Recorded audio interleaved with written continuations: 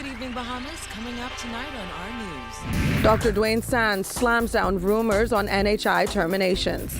The tourism minister fires back at gaming house operators.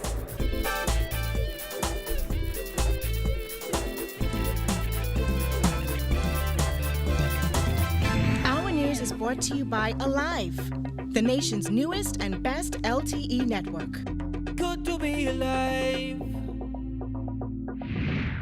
Welcome to our news and thanks for joining us. I'm Vonique Tude. Topping news tonight, 39 customer service representatives in the National Health Insurance Secretariat were sent home today after their contracts came to an end. Health Minister Dr. Dwayne Sands says it was hard to justify keeping them on when enrollment for NHI has steadily declined. However, he says some of them will be re-engaged. Here's April Sands. Sands says those 39 workers were employed in April of this year and deployed to satellite NHI enrollment centers, which were closed this month. However, he said they have now reached the end of their 6-month contracts. The Minister of Health says only 18 of the 39 customer service representatives will be re-engaged to perform essential functions on a month-to-month basis. These individuals were expected to enroll persons for national health insurance. In April of 2017, 7,000 or so people would have enrolled. In May, another 13,000 would have enrolled. Subsequent to the general election, there has been a steady reduction in the number of people who have enrolled. 4,000, 3,000, 2,000 with each successive month. It became very difficult as these contracts came to an end to justify maintaining 39 customer service representatives. Dr. Sands says those 39 customer service reps were only enrolling an average of 2 customers a day, and the government simply could not justify keeping them employed. He showed this bar graph, which shows the steady decline in NHI enrollment before and after the general election in May. I think it's interesting, and I'm sure that the language that we would have heard in the House of Assembly yesterday by the leader of the opposition was carefully crafted to suggest that whenever a contract ends, that it means that somebody is fired or terminated. And while that language may perhaps score some political points for the candidate for leader of the Progressive Liberal Party, I believe that he ought to know better, and that when a contract has ended, the contract has ended, and neither party is obliged. This latest development comes more than 3 months after the NHI Secretariat cut 21 customer service reps. Sands says at the time it was difficult to rationalize an excess number of individuals being paid, but not providing a benefit to the Bahamian public. Sands says the NHI board has turned its attention to the staffing of the NHI authority. Reporting for our news, I'm April Sands. Minister of Tourism Dionisio de Aguilar is firing back at the Gaming House Operators Association, which accused him of making a series of unfortunate, reckless, and factually incorrect statements regarding the domestic gaming industry in the House of Assembly on Wednesday. De Aguilar said today operators are living in a fantasy world by comparing themselves to major hotels. Jasmine Brown reports. The tourism minister insisted his comments were nothing to get riled up about. First of all, everybody calm down. This is, I see they're getting overly excited about this. De Aguilar was responding to the fiery statement sent out by the association, which took issue with being labeled a cartel. The statement reads, "This type of inflammatory language is unbecoming of a minister of the government and sends a clear and chilling message that any agreement made with the government can be changed on a whim. We have already seen this with Bahamar, and it is no wonder that investors are apprehensive about putting their money in the Bahamas." However, De Aguilar disagrees with that assertion. I see they took great offense at the use of the word cartel, but there are 8 companies, most of which use a common platform provided by one provider. Nobody else can go into the business. Yes, the petroleum industry has it. Yes, the banks have it, but doesn't mean to say I can't use the word. I still think it's a cartel. It's very difficult. I cannot go in that business today, and nobody else can go into that business. And I've always held that I feel that that's anti-competitive. Gaming house operators also argued they contribute more in taxes than the three major casinos combined. They insisted, unlike these casinos, they have not received a penny in concessions from the government, and added that unlike those three major casinos, the local gaming operators are forced to pay 13% in taxes, while Bahamar, Atlantis, and Resort Swirl enjoy a mere 5% fee. That comment did not sit well with the Aguilar, who said there is no comparison. The analogy is completely skewed. We all know that the hotels make billions of dollars of investments, create thousands of jobs for Bahamians, and that is why they get the concessions that they get. The GDP effect of Atlantis or the oncoming GDP effect of Bahamar will always be far more significant than the number houses.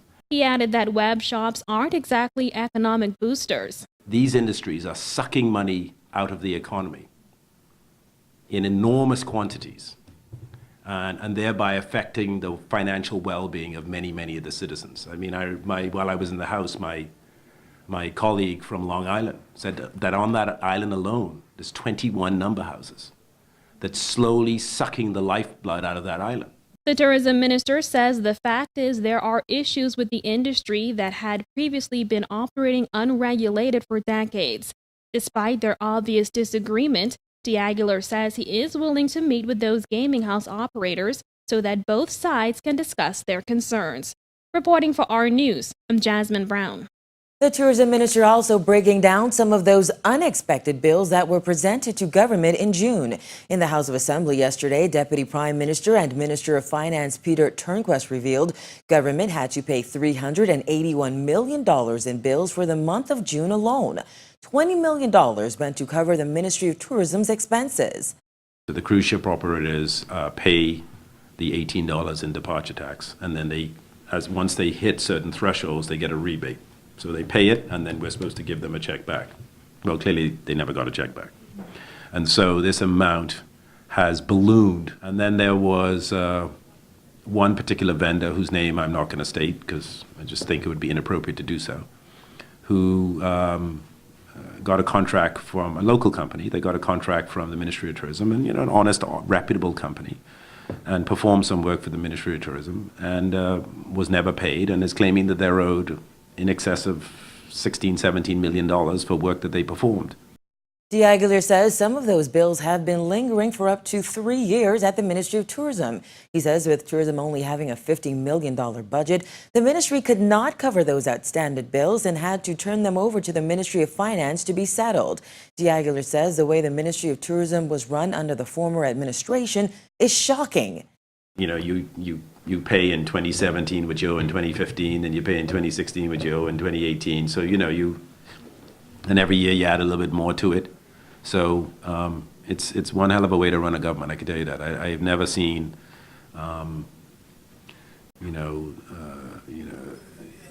incurring expenses without any knowledge on how you're going to pay it. And you just say, man, anyway, push it down the road and let's pay it later. Because at some day, sometime, your comeuppance arrives and you've got to settle.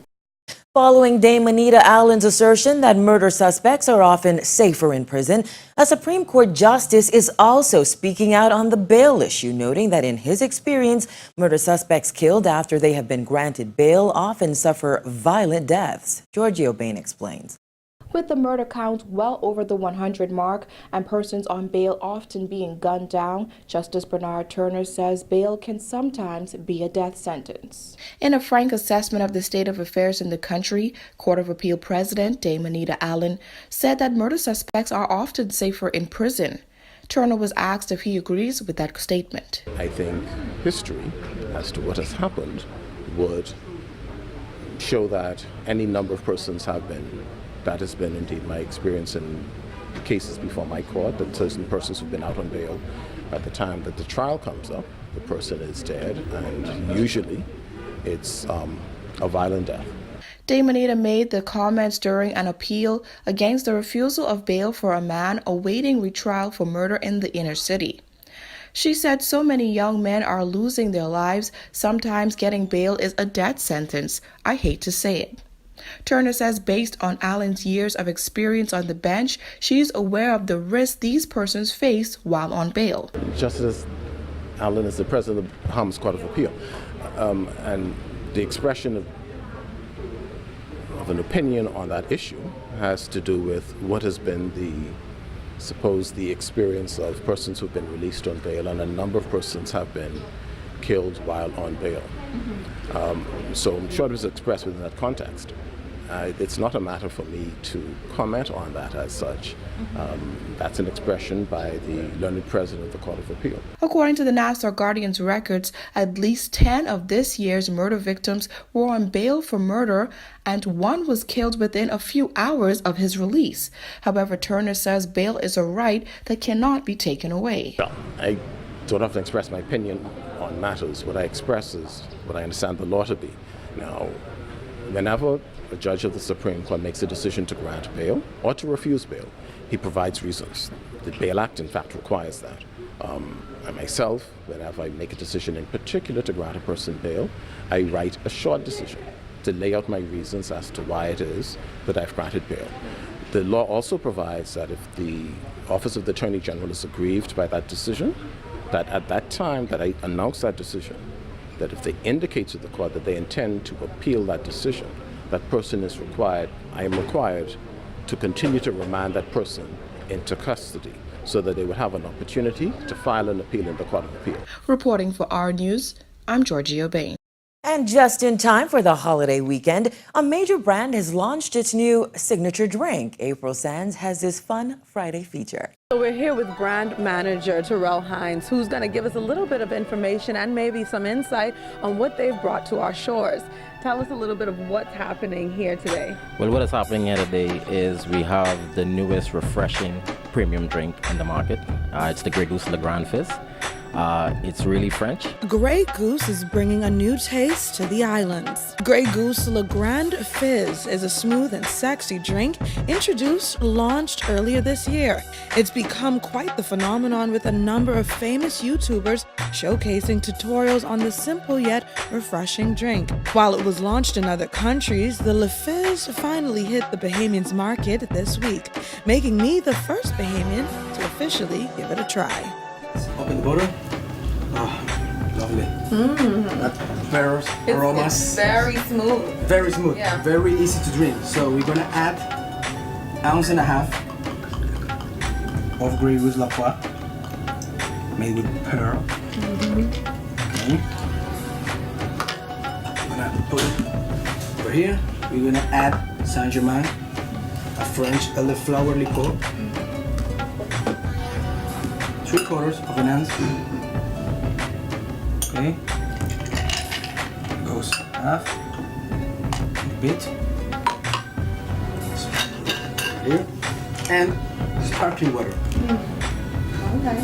Try to use a good one, sparkling water. Yes. Like 2 ounces. So we don't measure it because we don't want to lose the bubbles. Yes. So we use that like 2 ounces. Give a little stir, not too much.